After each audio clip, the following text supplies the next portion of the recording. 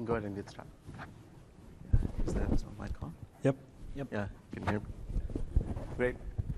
Good afternoon, everyone. Welcome again to TechEd 2014. Hope you're all enjoying the sessions today. My name is Vijay Kumar. I'm a senior product manager for Office 365. I work on privacy, security, compliance, and these topics in Office 365. I'm honored to be joined by our engineering program manager here, Jeff McDowell. Yeah, my name is Jeff McDowell. I work on the security intrusion detection and response team for SharePoint Online. Okay. Before I get started on the session, I just have a quick question, quick show of hands. How many of you are chiefs, like security officers, compliance officer roles in your organization? Great. And the rest of you, I assume, are in IT, and you do talk to your security and compliance officers in your organization. Am I correct? I mean, quick show of hands again. Great. That's good. We want to speak to you both. We want to arm you how to talk to your security and compliance officers, as well as if you're security and compliance officers, we want to talk to you and tell you how we think about security, privacy, and compliance in Office 365. Again, we call it, we put all of this under the umbrella of trust. We think for customers to trust and have some sense of confidence in the cloud services to put your data up there and use cloud services. You need to be convinced that we do take care of the security, compliance, privacy, reliability, and these aspects, and that's why we put it under trust. And today is a special day. Especially for these topics in Office 365, we announced a bunch of things at the keynote. We talked about some new encryption feature and other customer control features. And we also announced the Trust Center, the new and revamped Trust Center, Office 365 Trust Center. So I wanted you to have, bookmark this and go read about all of the things that we do in these areas. And we have a bunch of content here, like white papers and videos and things of that sort. We also have the dynamic video conversations here with our executives and engineering folks who actually build and run the service to speak to you directly and answer tough questions like, is your data safe at rest? Who has access to your data and things of that sort. And every week we will come back and answer a few questions here on these, in these videos, 3 to 4 minute videos. So if you have further questions, you can always, submit, and we'll come back and answer them. With that, I'll go ahead and start off. When we think about security, privacy, and compliance, what is the fundamental principle that guides us, right? As Rajesh Jha, our engineering corporate vice president, says in the video in the Trust Center, it is your data. That's the fundamental principle that we have. We believe that it's your data. It's the customer's data. You own it. You control it. We only manage the service for you. We are here to provide the productivity services. And this is what guides us, and this is what makes us think about things like security, privacy, compliance, reliability, and even performance and things of that sort, right? So with that as the fundamental principle that guides us, we'll look at how we think about security. I mean, today's security landscape, you must have seen. I mean, there are news coming out every day, whether it's privacy related with Snowden related stuff, or hackers hacking into either Target or things of that sort. It does concern IT folks. Like, is your data safe? Maybe it's safer if we keep it on-prem. Is it safe when we put it in the cloud? I mean, we are here to answer those questions, and we'll hopefully, convince you along the way that we do take adequate measures. We do make sure that we keep it, safe, secure, and keep your data private, and ensure compliance and things of that sort. Just a little bit about Microsoft experience and credentials in this space in cloud services. We built our first Microsoft data center in 1989, so we're not new to this space, although things have evolved quite a bit since then, right? We've been building enterprise software for decades now, and we've also been in online services for almost a decade now. With early on we started with BPOS, with exchange hosted services, and in the commercial space. And even before that, we had consumer cloud services. So we run, whether you know or not, we run over 200 online services today across Microsoft, right? So we're always constantly learning new things, how to make things more efficient, how to make things more secure. What can we learn from our experience from the other online services, right? So with that, let's look at with that as a security landscape. Let's look at what do the threats look like? Let's make sense of the threats, right? There are three types of threats, and one is the outsider threats. Obviously, these are bad actors, whether it's bad nation-state actors or individuals who want to cause trouble, or malicious, right? They want to hack into the service. And then there are insiders who turn, like whether outsiders turn insiders or insiders who turn rogue, those types of attackers. And then finally, the end users. End users themselves are, inadvertently sometimes they even, they tend to share information that is sensitive. How do we think about all of these things, right? We have best practices like prevent breach and assume breach, where we try to anticipate these kinds of threats. And we also have customer controls, where we have built-in controls to protect your end users from, revealing sensitive content, right? So how do we look at security? So security, like we look at it as, security has two equally important dimensions. One is built-in service capabilities. These are the service level capabilities that we do for all of our customers across Office 365, whether you buy into a particular SKU or not. These are like all the encryption, whether it's encryption at rest in the service, or security best practices like penetration testing, physical security, all of that. We'll go into that in a lot more detail in the future slides here. And then equally important dimension is the customer controls, right? We do what we do to ensure security, but how do we make sure we give you the controls, we give you the tools that you need to tune up or tune down security within your own environment in Office 365. In this, we have unique customer controls like rights management service, data loss prevention services, anti-malware, anti-spam, e-discovery center, various different types of tools that you have within your environment so that you have control over your data in Office 365. Okay, let's get into the service level security capabilities, the one that comes with Office 365, whether you're a small, medium business or an enterprise business that you buy into Office 365, this is all enabled by default.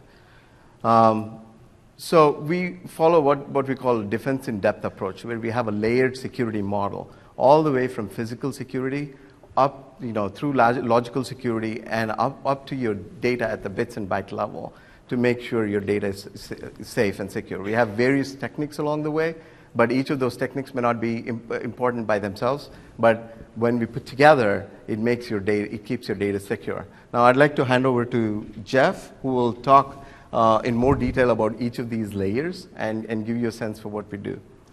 Yeah, so let's go into some of the details about what we actually do here. It starts out at the physical layer. So all of the data in Office 365 lives inside of Microsoft Data Center. And these data centers are geo-distributed around the world in specific regions, depending on what you select at time of sign up. And these data centers are basically built from the ground up with security in mind, both security in terms of disaster prevention, so like fire prevention and things like seismic bracing on racks, but also security in terms of data protection. So you'll have multiple perimeters of security at one of the Microsoft Data Center sites. You'll have motion sensors and patrols.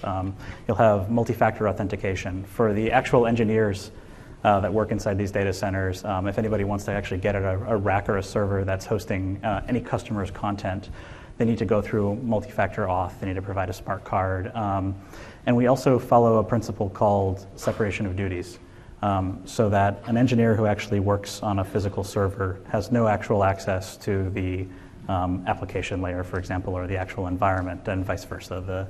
The Folks who work on the application don't have access to the physical site.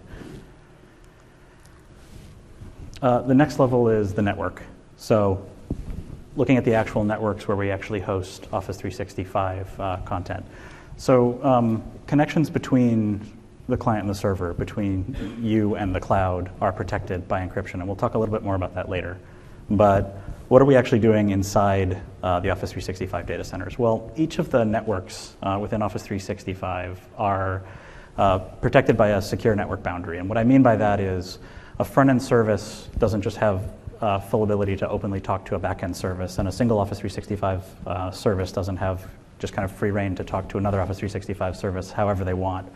These things live within secure network boundaries, and they only connect to each other via specific ports and protocols that are very well known and expected and understood. And this is enforced with a combination of application level protections, such as host-based or application firewalls, and also actual network protections like router ACLs. And we're also constantly validating that all this is actually in place. So we do things like scan ourselves from service to service, from outside to in, from inside to out, to make sure that the protections of the ACLs that we think are actually in place are in fact there. When we start talking about the hosts that live on these networks, there's a lot going on. So similar to the networks themselves, how the networks are in kind of these protected, isolated bubbles, the actual machines that we use to run Office 365 are protected by secured domains. So we have a set of domains that don't have trust with any sort of external services that are used to manage and protect our hosts. We apply things like Active Directory group policies to enforce security principles and access control depending on the specific role of that host machine. We also use the service, what we call the orchestration layer or the service fabric. So this is this is what we run in our data centers to keep our service kind of healthy and up to date and running. To manage patching, we apply monthly Windows patches. We apply application patches. We keep all of our machines up to date with antivirus software and definitions. And we also make sure that the actual applications that run on those systems are secure. And we do that by way of the security development lifecycle. I'm not going to spend a ton of time on this because we have a lot of material on this online, but this is basically the process that we use at Microsoft to ensure that security is considered in every aspect of application design. So when you're designing an application or a feature, that gets reviewed by the appropriate security experts. We build a threat model. We make sure that developers have tools and best practices. We make sure that testers can validate that what we're building and putting out there is actually secure. That is a really important point. I mean, it's right from the design aspect. The software that we build to run in the service is kept secure through this security development life cycle. For example, Jeff goes through this training every year. I mean, they're refreshed with new material, new things. And in the Trust Center, again, you can go back and look at it. There's detailed articles, and I think there's even a book written about security development life cycle that you can that you can link to and see what it's all about. So that's all good. We have a lot of protection in place for the hosts and the applications that are running on the hosts. But we also need to talk about, when we're talking about this environment full of machines and software, the people that can log on to that environment and manage it, right? The actual admins. So the first thing I want to say here is, well, we try not to. It's a shared principle across all of Office 365 that we do as few as possible manual touches. We never want to actually have to go in and make a manual touch or a manual change to the environment. We certainly never want to actually have to access customer data. And this is something we look at on a month-to-month basis. Whenever an admin has to go in and fix an issue, we look at that and say, how could we avoid doing that next time? Can we have an automated workflow or a self-healing mechanism that goes and fixes whatever this thing is that we encountered? But sometimes it still happens. You'll hit an issue that you've never seen before in the service, or you'll get a customer request. In the case of SharePoint, we could get a request to restore somebody's data back to a certain point in time, and we need to have kind of a back and forth conversation with the customer because they want it to be done a specific way. So you might have something where you have some level of interaction, and you have to have somebody go in and get access to one of these machines that actually has customer data. So the way that we do this is Well, so first of all, to even be an administrator in Office 365, you have to go through a series of checks. You have to go through a set of background checks, personnel screening. This could include fingerprinting, depending on the level of access you're asking for and what you're doing. You also have to take yearly training to maintain your admin access, which is a refresher on things like our security lifecycle and processes. But even then, we follow this principle called zero standing access, which means that Office 365 administrators do not just have accounts that are sitting there in Office 365 with high levels of privilege that let them log in whenever they want and do something. When they want access, they have to make a request. And they make a request to this system that we call Lockbox. And the way that works is this. An admin would make a request, and that request comes with a reason. I need to access this environment because I'm working on incident number 12345 to help customer ABC. That's then going to kick off two things. When you make a request for access, first it's going to check that all those things I just said are actually in place. You actually have your background check. You're currently employed by Microsoft. You're in the right business unit.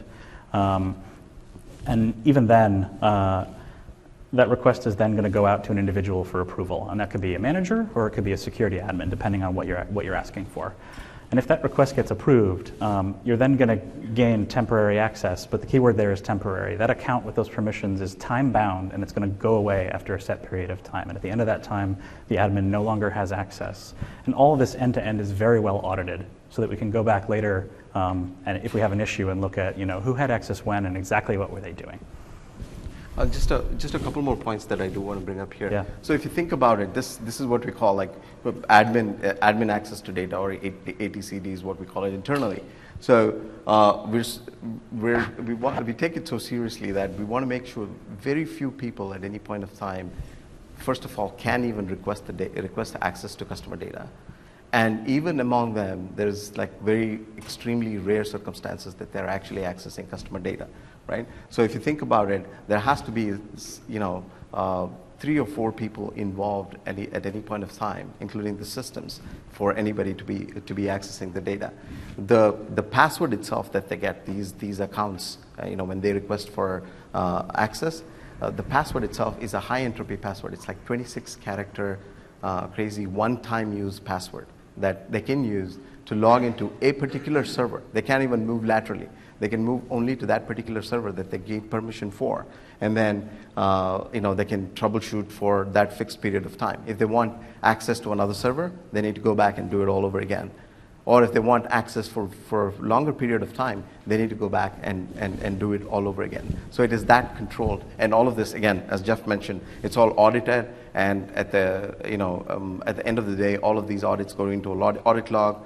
Our executives take a look at it every month to see how many people are accessing, what kind of data, where, whether they did it with a reason or not, and things of that sort. So it's extremely rare. Like, we believe it's extremely rare that actually Microsoft admins do need access to customer data, servers that actually live on customer data. Further, even when they are working on these servers, even when they're doing some kind of troubleshooting or what have you, there are very, very limited processes that get run. We use Windows App Locker to make sure that there are a whitelisted set of processes that they can run.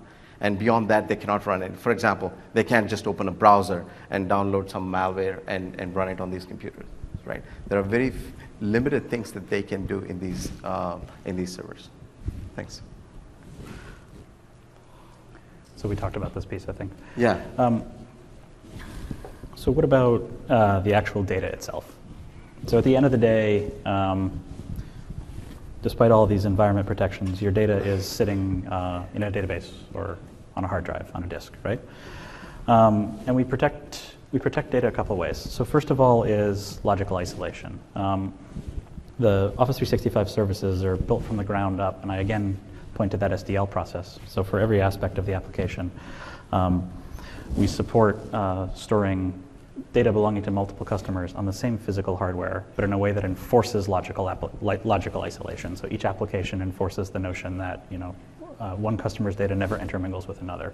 And this is also prevented using the Office 365 authentication model. So when you log in, you go through our Active Directory, every customer, every tenant is in its own organizational unit. So you authenticate through your own section of the system. Yeah, it's this org ID parameter is the fundamental parameter that kind of precedes all of the customer data that you put in the environment and everything else. So since it's unique, it's all it's separated based on the organizational unit that you're in the Azure Active Directory that all of this lives on. And the other way we protect data is encryption. So I talked a little bit about encryption in transit. I'm actually going to come back to it now. And there's a couple things going on here. So first of all, if you make a client-to-server connection to Office 365, if you're dealing with downloading or uploading data to and from the cloud, those connections are protected by SSL, so those connections are encrypted.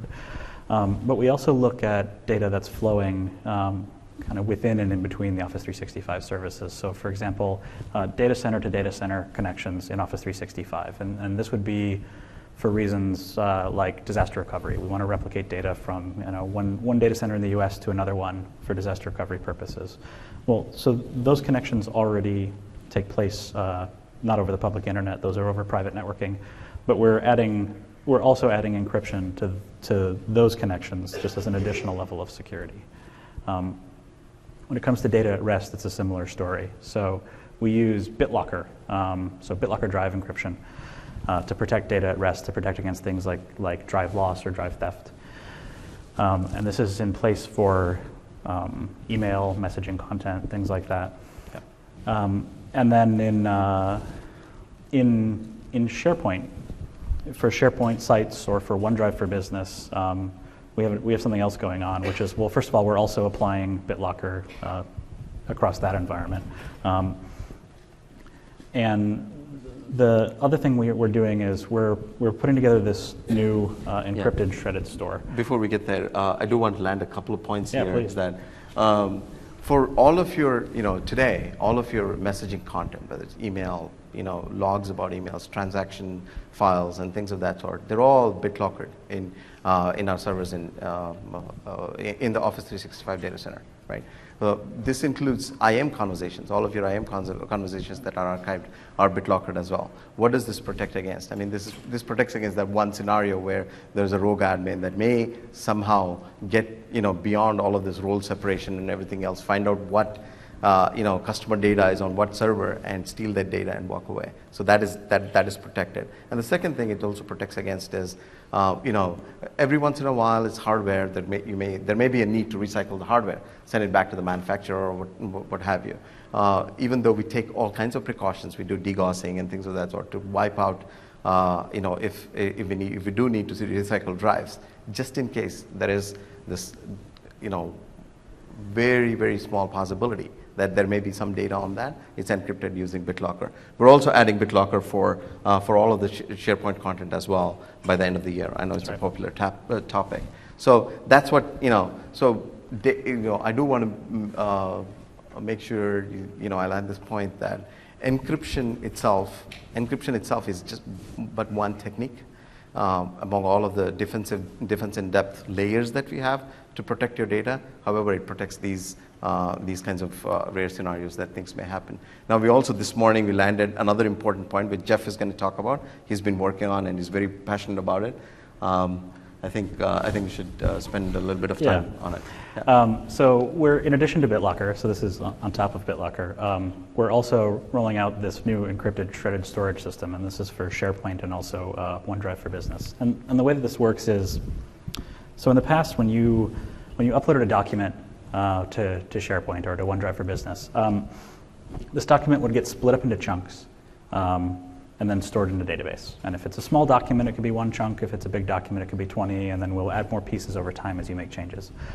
And it used to be that we would just write this to a database. If you're familiar with SharePoint, this was what we called a content DB.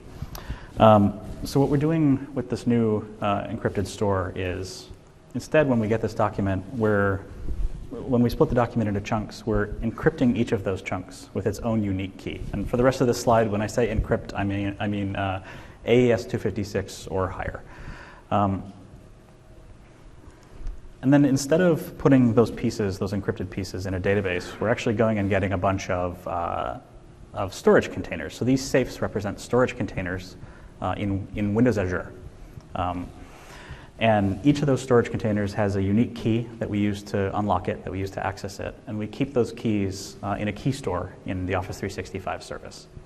So when you upload a document using our new encrypted shredded store, we're chopping that document into pieces. We're encrypting each of those pieces with its own unique key.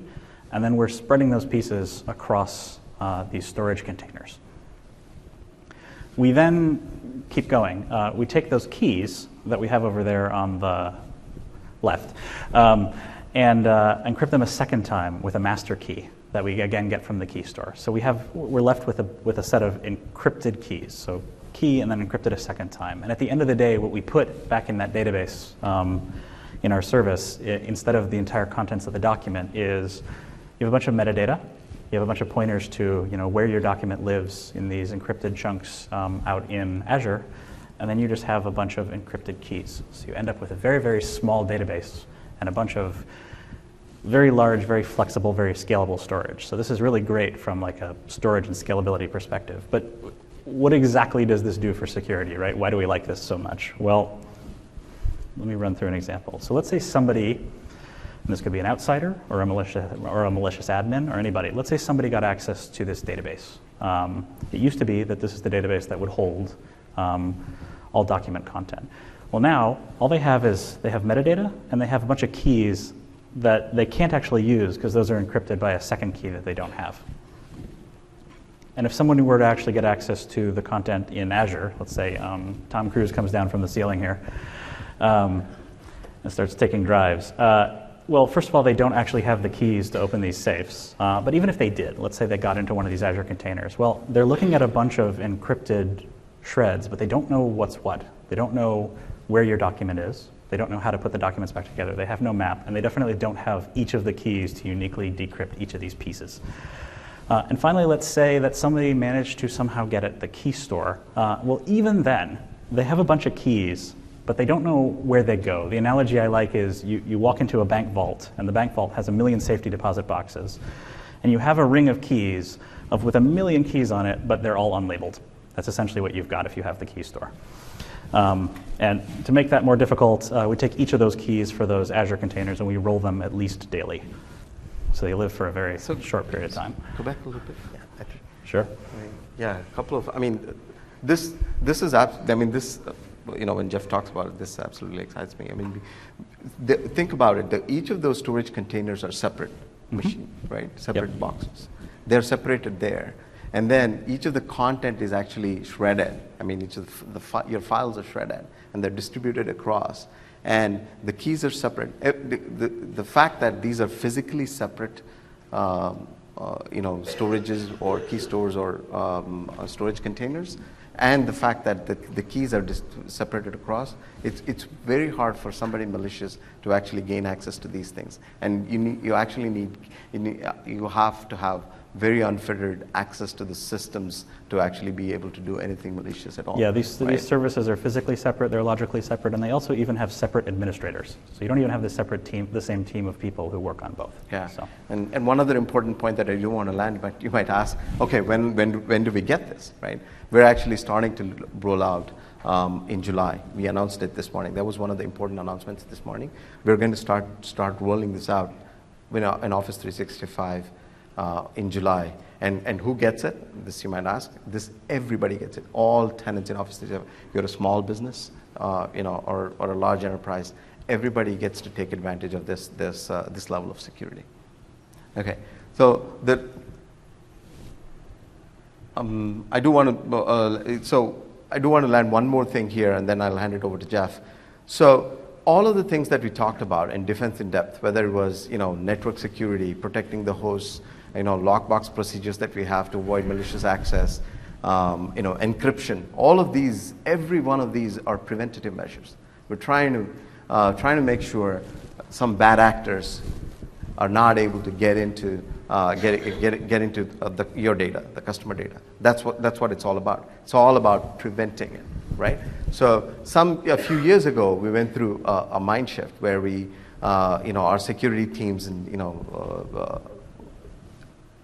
they went through a mind shift where they figured out that you can never 100%, you can never be 100% sure you can be like preventative, right? We always have to assume that there may be something that we may have left out. There may be a small hole here or a small risk there that we need to be prepared against. So we went through this mind shift, and we started making investments into this strategy called assume breach. So till then we had prevent breach, and we started making investments into assume breach, and now we're almost making 50% of our investments in security in assume breach as well as prevent breach. And now what is assume breach? Assume breach is assuming that, okay, let's say that is somebody is able to get in. Now, how do we identify who got in? How do we read the symptoms? How do we know that somebody got in? What about advanced persistent threats and things of that sort? How do we make sure somebody's not in there just waiting for the right moment to steal your data? Things of that sort, right? So this is what we call the assume breach strategy, and there are several things that we do under this strategy, and Jeff will talk more about it now. Yeah, so one of the things, we have a bunch of protections in place, like I just kind of went through, but we can never just assume it's enough, right? There might be something we missed. There might be something that we have that's not working. There might be some new tactic that showed up out there in the wild that we need to protect against. And so what we really do is we believe in the value of what we call red team testing. So we have a team of engineers within Office 365 whose full-time job is to look at the Office 365 service, kind of piece by piece, assess these services, and try to break in. And they go piece by piece across the service and try to actually find vulnerabilities and exercise them. And they use real-world tools and techniques. So they use things that we've seen over the past year or that are becoming trends. They'll try new things. They'll try to push our boundaries, and they'll also do things like kind of dig in deep and do assessments, like let's give you a vulnerability and a risk assessment of the environment. And one thing that these guys always do, that the red team always does as part of their exercise, as part of their testing, is in addition to whatever vulnerabilities or reports that they produce, they'll also always fire an incident. So we always get to see a real security incident, and then the blue teams, and in the case of SharePoint, I'm one of the blue team members, gets to jump in and exercise their detection and response process. So in other words, we get to flex that muscle of actually working a security incident on a regular basis, so that we know that we'll always be ready in the case of a real one. And I think what I whoops. So, yeah, we have time. I think what I want to do is. Yeah, before we get so the red team basically it's a bunch of white hat hackers, right? That they're paid, they're incented to, and they're goaled on how many times they're able to break in, like how many times and in what new ways they're able to break in. That is their job, right? I mean that's all they do, and we believe that's one of the best ways to actually make sort of harden our service and to anticipate threats, even when there are external threats. Let's say. I don't know, Syrian Electronic Army broke into, New York Times website. So they get to work and they simulate the same kind of attack to see if we are at all vulnerable and how do we protect our service against it. Now, I think Jeff will show you some techniques of some of the interesting things that we do in analyzing patterns and looking at. Who's able to break in and things of that sort. Go ahead. Yeah, basically what I just want to give you guys an idea for is a quick day in the life of the blue team. So I just talked about detecting and responding to these red team exercises or to a real attack. But what sort of tools and techniques are we actually using? So how are we keeping our eye on what's actually going on in the Office 365 service, and how are we actually keeping the service secure? So what you're looking at here is one of the security dashboards that we use to actually protect the Office 365 service, and it'll be made up of a set of reports and alerts. And this will be something that somebody on my team, on the blue team in SharePoint, for example, looks at on a daily basis. And when I say making sense of what's going on, I say that for a reason, because the Office 365 environment is big, right? This is a large environment. In SharePoint Online alone, there are some 17,000 machines, if I count physical and virtual, and those machines are generating tons of events on a daily basis. We get, just in terms of process starts alone, we get an excess of 400,000 Windows process starts a day. And so we have to take a look at all of this data, at everything that's going on in the environment, and look for things that stand out, right, if we're going to actually effectively protect the environment. And the way we do this is we leverage big data. So basically, we're using the power of the cloud as a way to actually detect and analyze what's going on in the cloud. And so we are collecting events every day. We're collecting Windows security logs, application logs, IAS logs, network logs, and we're uploading them to this big data store called Cosmos. And this is well over, again, just from SharePoint, well over a terabyte of security logs every single day. And we take those logs and we scrub them free of any user or customer identifiable information, and then we structure them in a way that we can come back and query on them. And let me show you what that looks like. This big data store called Cosmos also lets us do some very powerful queries. And if you look at this, it probably looks a lot like SQL, and it's somewhat similar, except that one of these queries to try to find interesting or suspicious patterns will run massively in parallel across thousands of processors at the same time. So we can take these terabytes and terabytes of logs that we have every day and process them down to just like a couple megs of interesting data in just a couple minutes, in like 10 to 15 minutes. And so what are we actually looking for? Well, we look for a bunch of different things. First of all, we look for specific things that we know should never happen. We have a bunch of different kind of workflows and streams that run and process this data.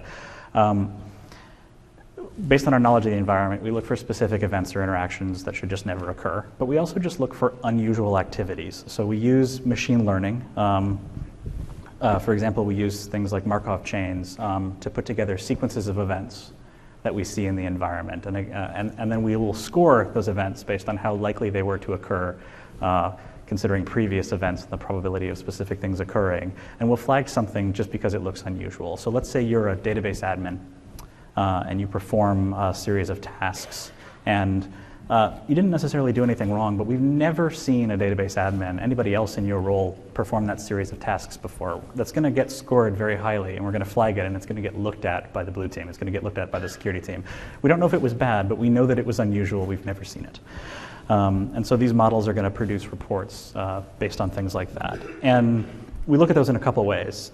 If it's really strange enough, if it gets a high enough score, or if it's an alert, if it's an event that we should just never see, we'll immediately alert somebody, spin up an incident, and jump into action. The other thing we'll do is produce visualizations and reports. So one of the things in that dashboard that I showed you to begin with would be a chart like this, where we look at processes by user that have been run in the service today, basically. And this wouldn't be all processes, because we might drown in that kind of information, but this would be processes that are unusual or that we don't see very often. And we're going to produce representations of them that a security engineer can actually look at and understand quickly. What roles did these run on? How often did these run on? Who ran them? The final thing we're going to do is we're also going to leverage our own admins to help us protect ourselves. So if you're one of these admins who's requested access through Lockbox and gone on and done a series of activities, and one of those activities is something we don't see very often, or that stands out to us for some reason based on one of these algorithms, you're going to see an email like this. And that's going to say, hey, I saw you run this process on the debug machine, and I never see this thing before. Was this you? And we're also going to notify security to take a look at this to make sure that that admin's not doing something malicious. But this way, if we have an account that's actually taken over or compromised or misused, if this service admin clicks no, it's going to immediately pull in the security team and spin up an incident. So these are just some of the tools that we use to help protect the service and to help basically do detections and respond to incidents. Yeah, just in summary, I mean, these are some of the, I mean, we do, a lot of preventative measures, as well as, I mean, by the way, the analysis that Jeff showed, analyzing the patterns of, what's going on in our servers is just one technique, right? There are several other things that our teams do They're called, there's also a team called the SLAM team that does all kinds of analysis on big data analysis on what's happening in the service. If there are any security threats, how should we protect them, etc. And then, of course, there are the red team and the blue team and the war game exercises and everything else. All of this is happening beyond the defense in depth that we have to protect your data, right? To protect the customer data. So basically, it's just the risk is really, really small, that anything that may happen to your data in our Office 365 services is what we want to bring out. And if there is that small risk, we try to mitigate it even further by using assume breach and prevent breach and techniques and all of these techniques. Further, every one of these things, I will talk about it a little bit more if time permits under compliance, or if there is a compliance session on Wednesday that you can attend, where we'll take a compliance pivot to this whole thing. This whole thing is independently verified by auditors, like whether it's ISO 27001 or SSA 16, and what's the other one? FedRAMP, right? These standards, we have control requirements for each of these standards that kind of summarizes all of these techniques that we use to protect your data, and then they're verified by independent auditors that come and check every year. We go through these independent audits, and if you're a customer, you can request some of these audit reports, and you can actually see like how we fared against all of these practices, right? So that's about all we do at the service level to keep your data secure in our data centers. Next, equally important, right? I mean, we did talk about two dimensions here. One was the service level security. And the next, equally important, is customer security controls. Now, you have, if you've moved from on-prem environment, or if you're thinking about moving from on-prem environment, one of the things that concerns customers is control. Okay, I give it to you. Now now you're in control. Now whether I'm in control or not. So we have tried to build in a lot of security controls or compliance controls in the service, so you can manage your own tenant environment. And let's walk through some of these. I don't have every one of them here, but I'll call out a few examples. All right. Okay. First of all, information protection using rights management services. How many of you have used on-prem Active Directory based rights management service? Right. And if you experience I saw one or two show of hands. If you're implementing on-prem AD RMS, you need to have multiple servers. You need to do to take care of redundancy. You need load balancers. You need a bunch of stuff to do, not to mention all of the maintenance and operations and everything else that go into it, right? To enable it in Office 365 for your entire organization takes under 5 clicks, right? Less than 30 seconds. You can go into the admin portal, enable RMS for your entire organization. And we call this the Azure Rights Management Services. And we even talked about it at our keynote this morning. So what does RMS do? Rights Management Service do. You may already be familiar with it, but it protects your data at the file level, right? At the file level, and we use 128-bit AES encryption. We protect your file at the file level, whether it's on your PC or when it's in transit, or when it's in our data centers. The moment anybody tries to open a file, whether it's an email or one of the files in SharePoint folders or libraries, it gets encrypted with 128-bit encryption, right? It also protects in, whether it's on mobile devices or what have you. So there you have it. You have beyond all of the encryption stuff that we do in the service, you also have encryption controls in your hands to protect your files. Now, we had, forever we've had RMS support for Office files and documents. Now we recently also released, a rights management service that can be applied to any file, whether it's an image file or a picture file or what have you. You can have what is called an RMS app on your desktop. You can just use the same policies that you have in your Office 365 environment to protect music files, picture files, PDF files, text files, whatever, right? And you can protect it using rights management service.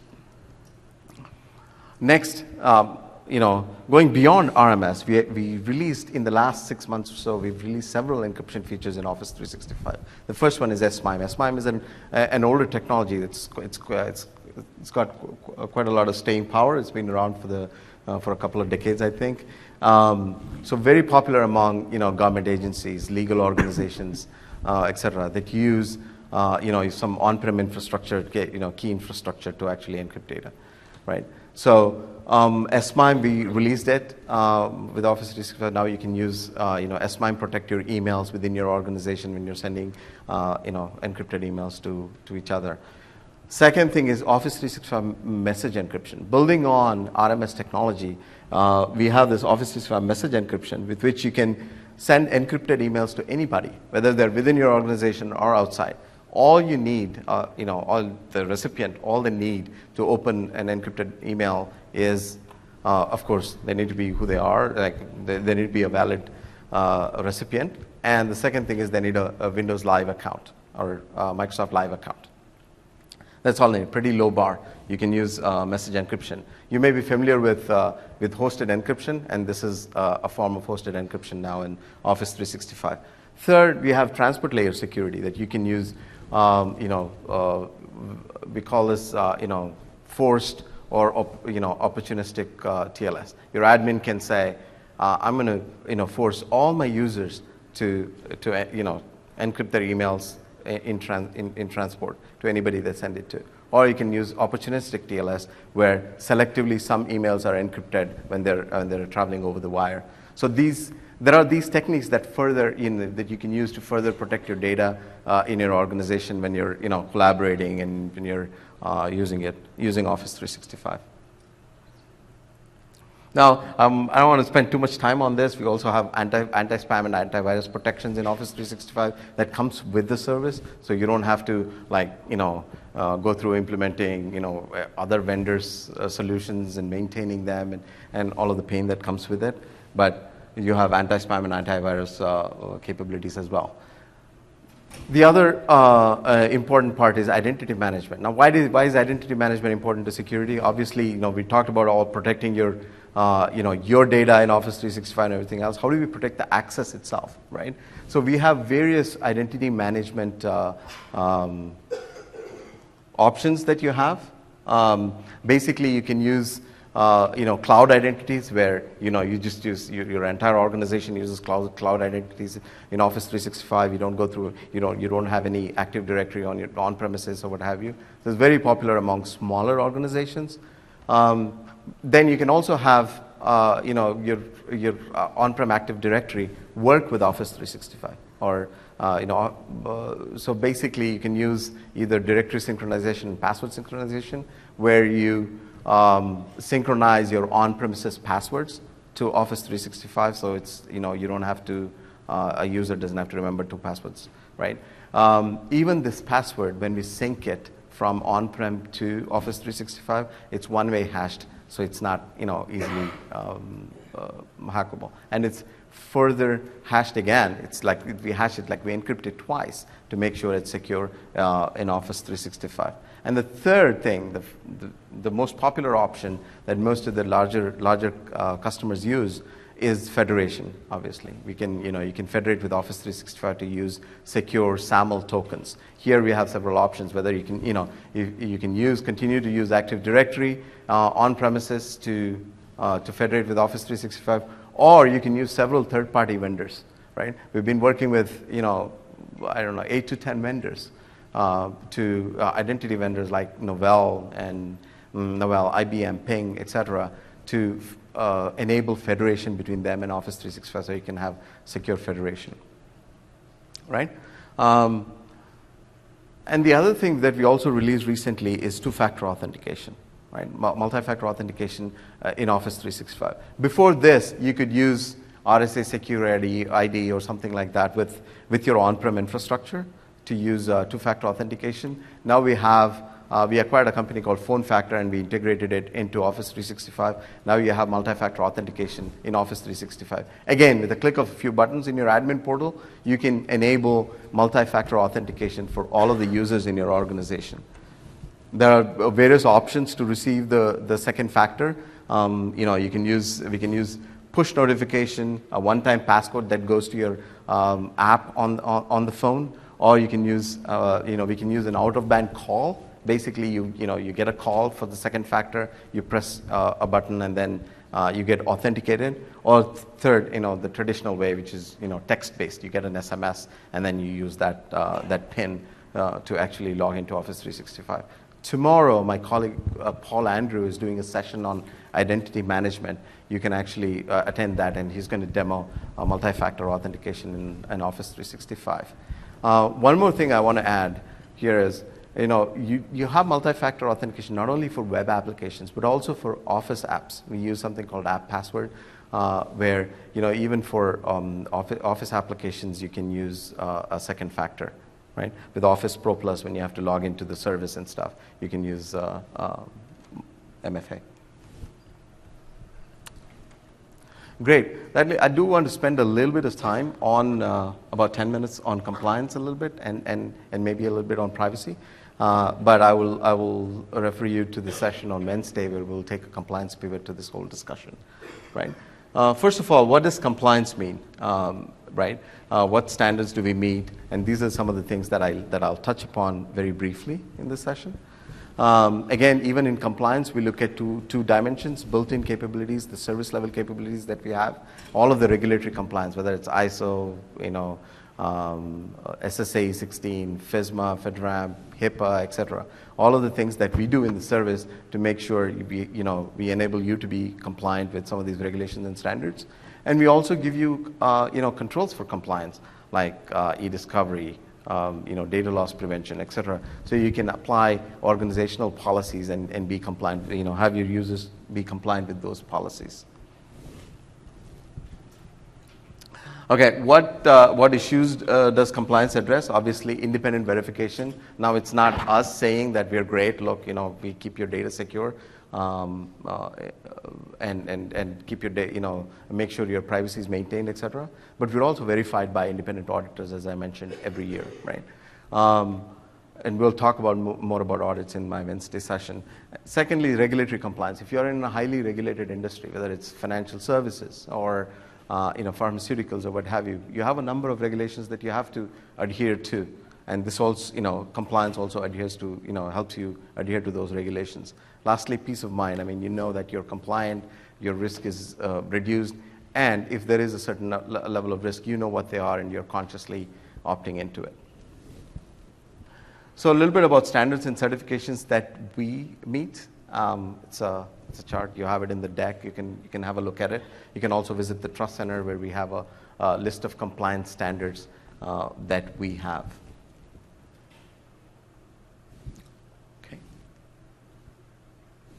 Okay, a little bit about how we meet these compliance standards. See, a lot of the time, the way the compliance gets addressed or compliance gets talked about is it's a checklist. It's like, okay, do you have ISO? Do you have FISMA? Do you have this? Do you have that? Right? But it's also important that to see how we actually meet these compliance standards. Like, we have all of these capabilities in the product. And we've met a few, some of the baseline controls, like you must have heard of NIST and CSA and those kinds of standards, right? We've built a base level set of controls in Office 365 for various things like access control, account management, incident monitoring, etc. So based on these base level controls, we keep, we try to anticipate if there are new regulations or new standards that are out there, and to see what is the delta. We already have a set of controls in our service. What else do we need to do to make sure we are compliant with the new regulations? So it's relatively easier for us to actually meet new regulations, as we only need to work on the delta. We don't have a checklist approach. We maintain this master control list that we continue to work on, and that feeds back into the product to ensure the additional measures are taken in the product itself to meet a certain control requirement or what have you. So in turn, we're able to meet new regulations and standards, right? So we have over 950 controls today in Office 365, right? So it's if there is a regulation out there, it's more likely that we meet it already. If not, we need to just work on the delta to meet it. Just for perspective, ISO has about, I think, 170 controls or something like that. So we meet like far more stringent requirements than some of these standards that are out there. Okay, a little bit about compliance customer controls. I mentioned that we do go beyond the regulatory compliance and things of that sort to give you tools that you can do compliance within your organization, right? This helps you to, identify, monitor, and protect any sensitive data that may leave your organization or that may get shared in your organization as a part of collaboration, right? Data loss prevention. Like you may know about data loss prevention that we have had forever in Exchange, right? We have that in Office 365 as well. Again, with a click of a few buttons in your admin portal, you can enable, data loss prevention. You can have policies like, any sensitive data that's, whether it's a credit card information, social security information, things like that don't leave your organization. Or we have additional controls like you can actually set, override policy. So users know, okay, if I do need to send this sensitive information, I understand the risk, and I do override it, and that these actions are audited, right? These kinds of controls are there in DLP. Again, this morning we also announced that we are getting DLP also into SharePoint, right? Not just Exchange. So later this year we're going to have data loss prevention capabilities for your SharePoint documents as well. Further, you can also mix DLP with other techniques like RMS and Office 365 message encryption, where you can say, okay, there are certain document types that I do want my users to be able to share, but when they share, it's encrypted, right? As an admin, you can enforce such policies. DLP document fingerprinting. This is one of the new capabilities that we announced a couple of months ago. Basically, what this is this goes beyond just text, search and text-based analysis of the emails you're sending or what have you, right? Now, take for example, pharmaceutical industries where they may have sensitive formula that they don't want to leave the organization. What you can do is you can create a fingerprint of that document that contains those what they call formularies, right? So you can actually do a fingerprint of that document. Anything that looks like that document gets screened for data loss prevention, right? You can apply DLP policies like don't send it, or send it with some kind of an override policy and the actions being audited, right? So there are these kinds of capabilities, and you can use this document level DLP fingerprinting for any document, right? Whether it's a sensitive formula or a financial document or what have you.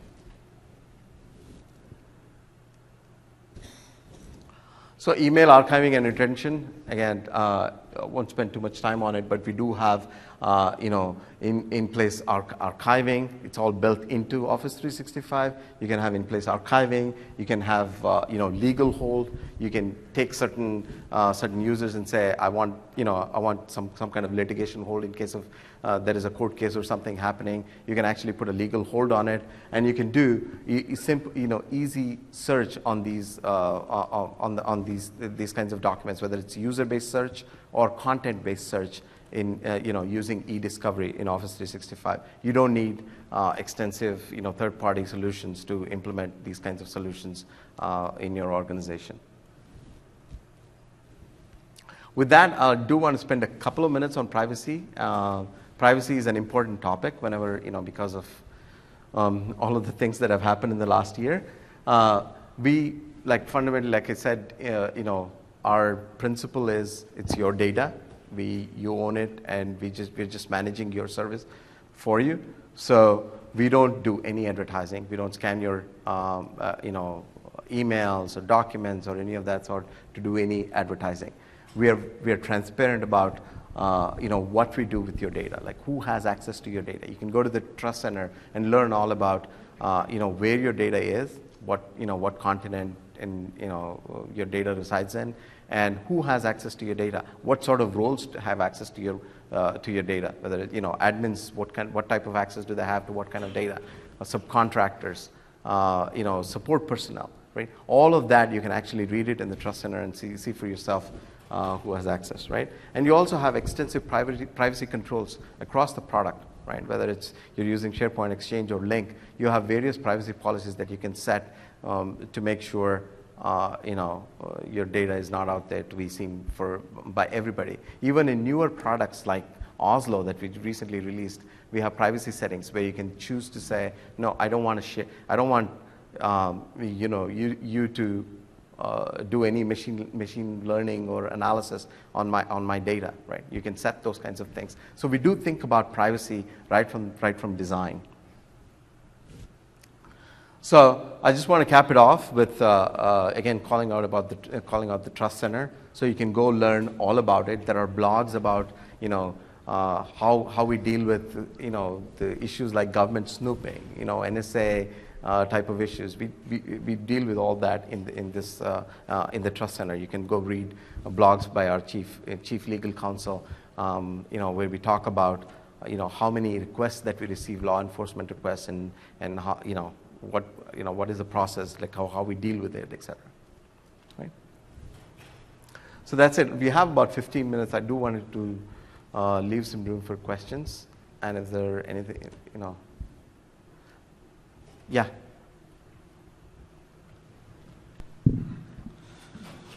So you mentioned something about retention of the data. So if there is a court case and it requires for us to erase all the data from wherever it is, are there procedures or measures in place to provide the evidence that it's completely deleted from any backup, nowhere whatsoever? Okay. So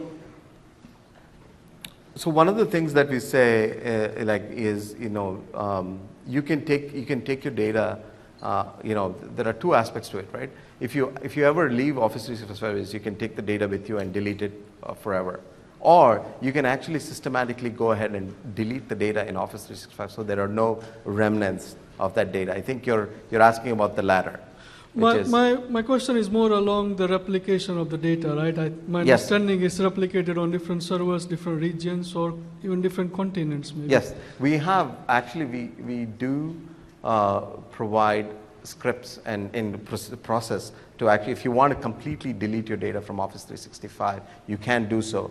And once you have deleted your data, we keep it. We ensure that it's completely deleted. We guarantee that it will be completely deleted in 180 days.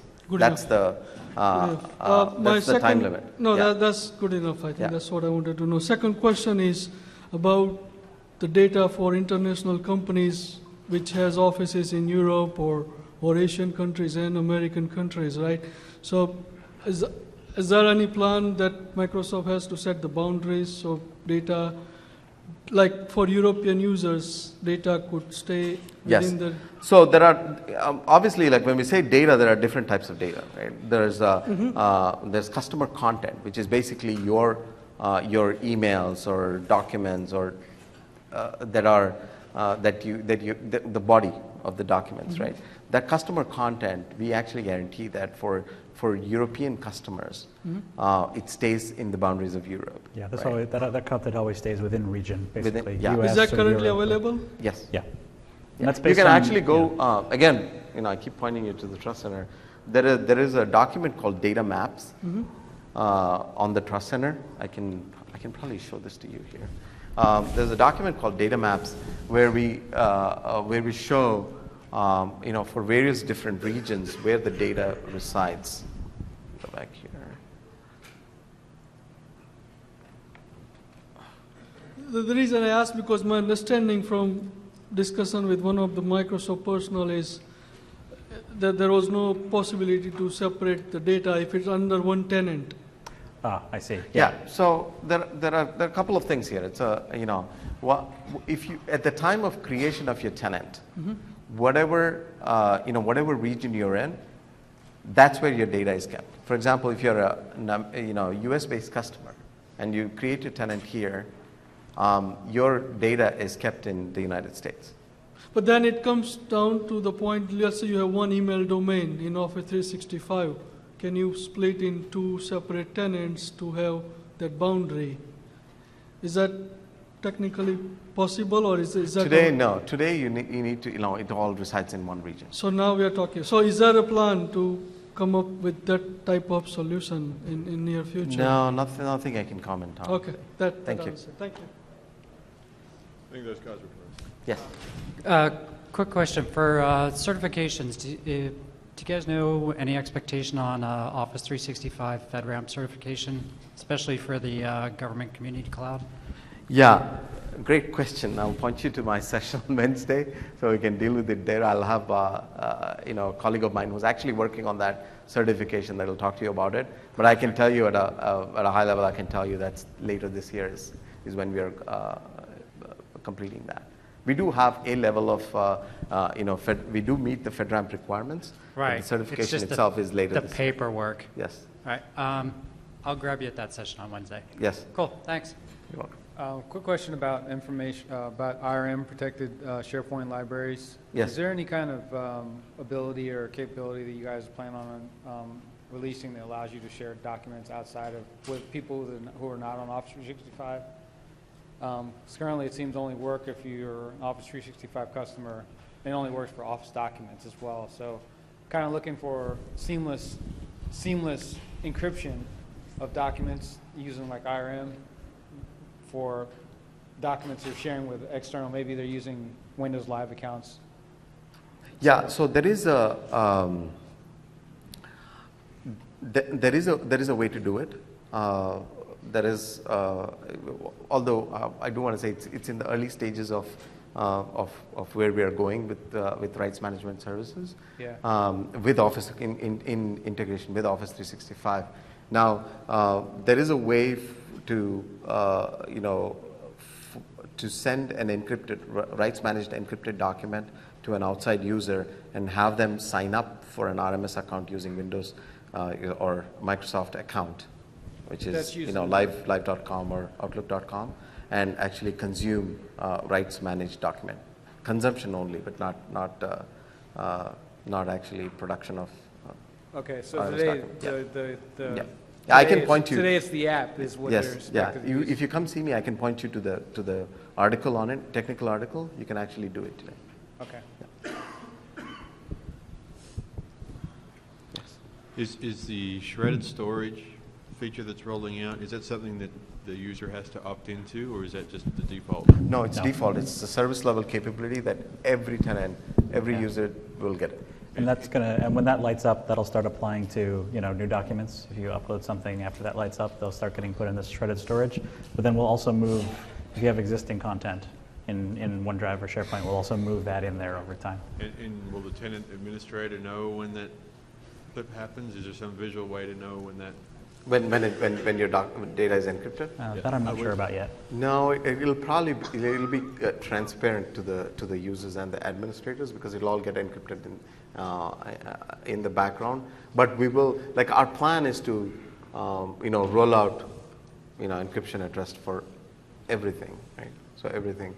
So when we say we're done, your documents will all be encrypted. Okay, so we won't know when we're done, but we'll just know. Yeah, we haven't talked about when we'll be done yet, Okay. because it'll take several months to roll out across all the server farms.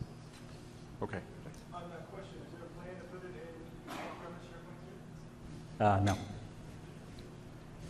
I mean, the entire thing is basically built on the scalability of Azure, so the cloud is pretty key to that whole capability.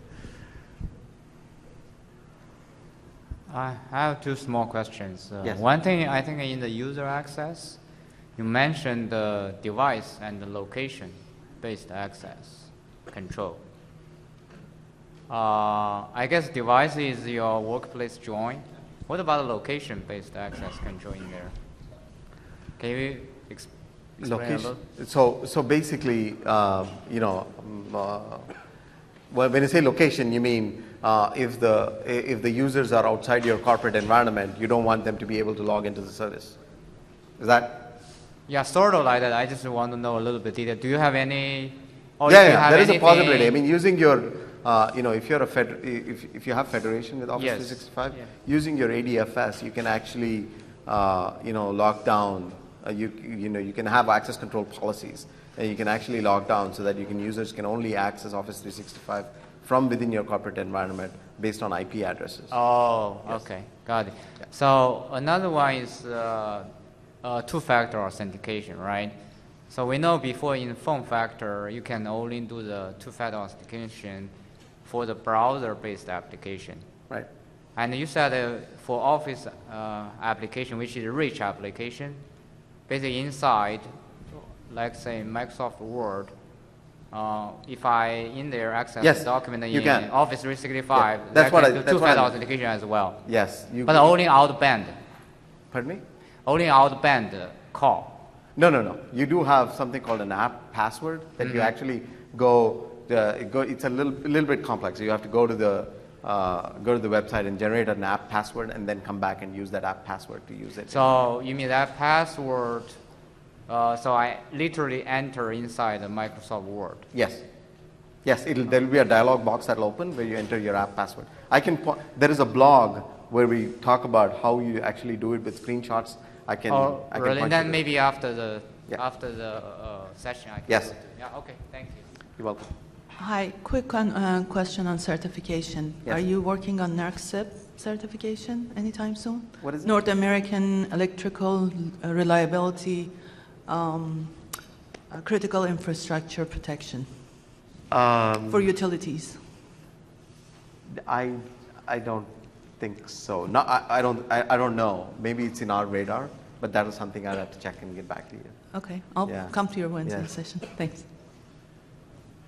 Hi, I have a question related to Outlook. So my organization is trying to move to Exchange Online, and the security team saw one kind of showstopper. So Outlook creates the cache file, the OST file. And so basically, in order to use Exchange Online, we have to enable Outlook Anywhere. And that means if I go to a friend of mine and open Outlook on his computer, it's going to cache the entire email. And we are a highly regulated environment, and this sounds unacceptable to the security team. So what is there a way to do certificate-based plus Active Directory authentication so someone can access it only on a company asset and prevent it from accessing from home computers? Well, you can use. I mean, just last week I got this question from another customer. Hopefully, maybe it was you.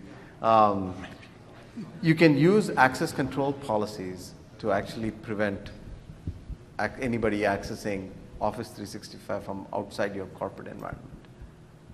Right? Yes, I know that. But yeah, what you're asking is use Outlook only when you're within your corporate environment and not when you're outside.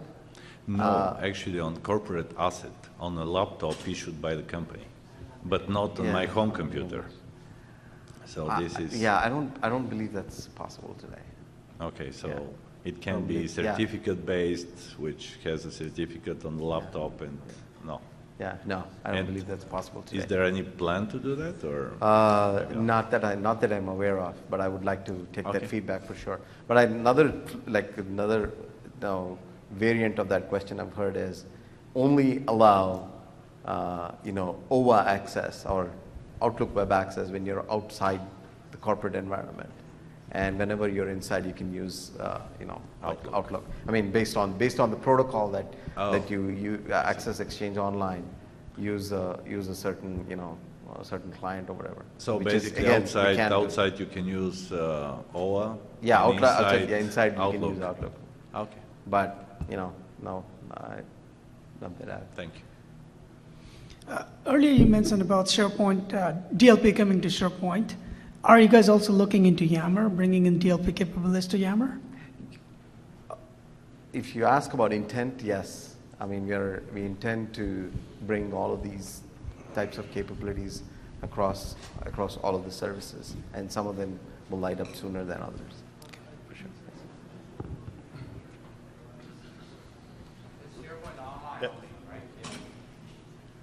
Yes. on-prem? Do you know? I think they said that, so if this was already covered earlier at Tech Ed, we go to that as the authoritative source, but I believe they said that those features, so the things that are showing up in the Compliance Center, are all also coming to on-premise, yeah. Great. I think people are leaving, so yeah, I mean, you can come up here and talk to me. But okay. Thanks, everyone. Appreciate it. Hope this was helpful. Thanks, guys. Safe and secure. We have various techniques along the way, but each of those techniques may not be important by themselves. But when we put together, it makes your data, it keeps your data secure. Now, I'd like to hand over to Jeff, who will talk in more detail about each of these layers and give you a sense for what we do. Yeah, so let's go into some of the details about what we actually do here. It starts out at the physical layer. So all of the data in Office 365 lives inside of Microsoft Data Center. And these data centers are geo-distributed around the world in specific regions, depending on what you select at time of sign up. And these data centers are basically built from the ground up with security in mind, both security in terms of disaster prevention, so like fire prevention and things like seismic bracing on racks, but also security in terms of data protection. So you'll have multiple perimeters of security at one of the Microsoft Data Center sites. You'll have motion sensors and patrols. You'll have multi-factor authentication. For the actual engineers that work inside these data centers, if anybody wants to actually get at a rack or a server that's hosting any customer's content, they need to go through multi-factor auth. They need to provide a smart card. And we also follow a principle called separation of duties, so that an engineer who actually works on a physical server has no actual access to the application layer, for example, or the actual environment, and vice versa. The folks who work on the application don't have access to the physical site. The next level is the network.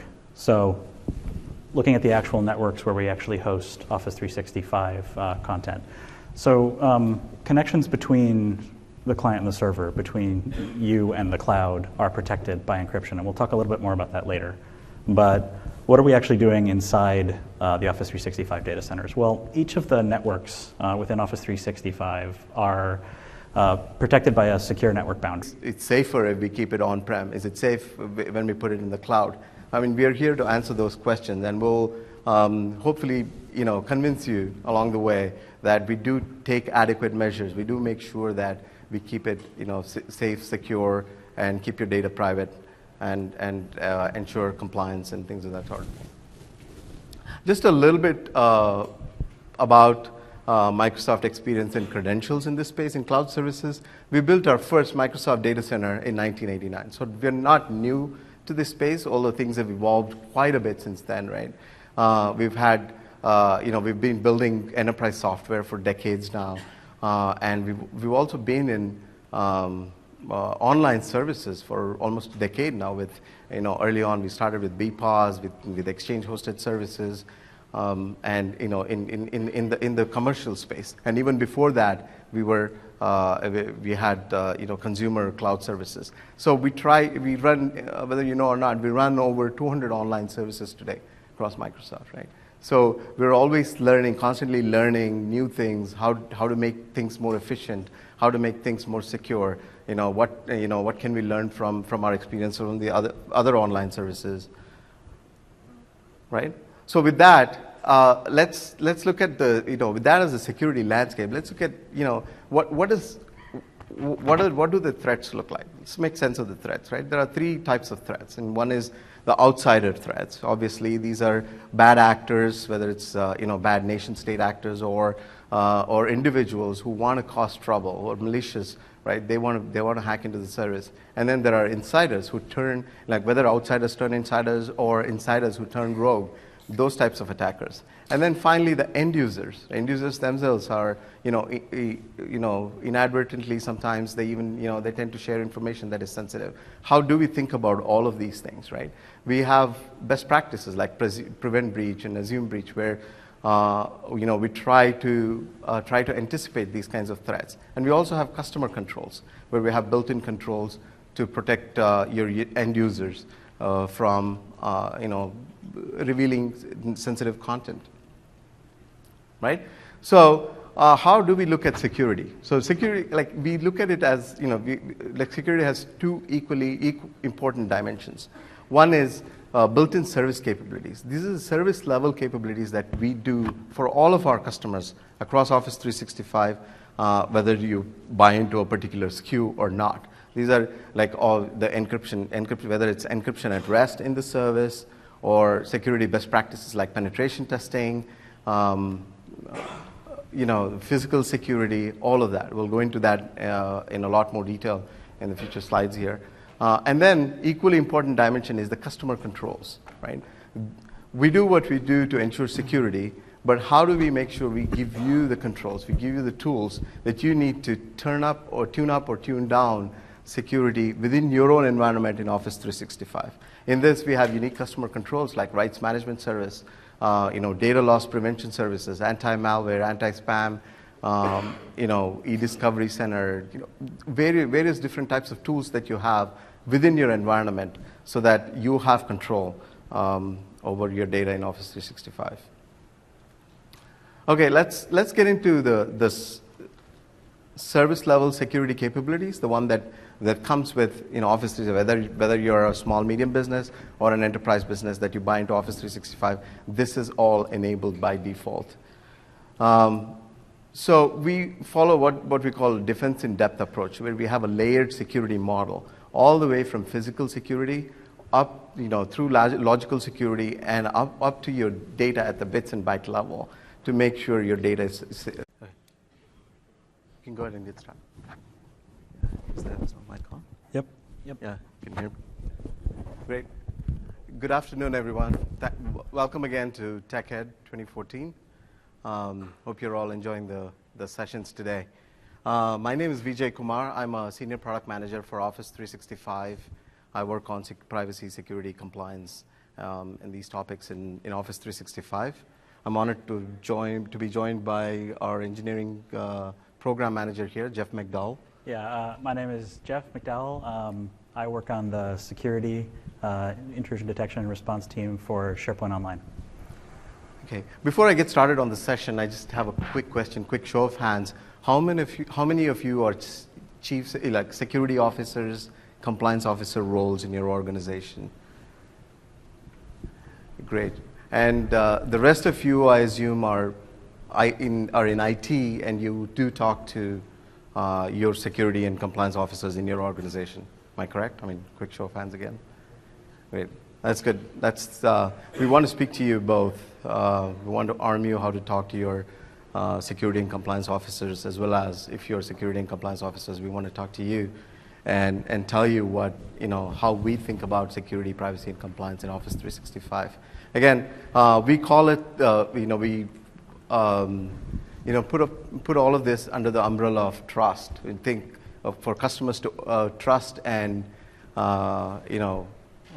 have some sense of confidence in the cloud services to put your data up there and use cloud services, you need to be convinced that we do take care of the security, compliance, privacy, reliability, and these aspects, and that's why we put it under trust. And today is a special day. Especially for these topics in Office 365, we announced a bunch of things at the keynote. We talked about some new encryption feature and other customer control features. And we also announced the Trust Center, the new and revamped Trust Center, Office 365 Trust Center. So I wanted you to have, bookmark this and go read about all of the things that we do in these areas. And we have a bunch of content here, like white papers and videos and things of that sort. We also have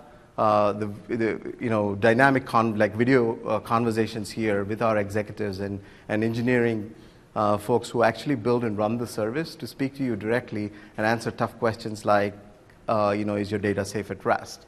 Who has access to your data and things of that sort. And over every week we will come back and answer a few questions here on these in these videos, 3 to 4 minute videos. So if you have further questions, you can always submit, and we'll come back and answer them. With that, I'll go ahead and start off. When we think about security, privacy, and compliance, what is the fundamental principle that guides us, right?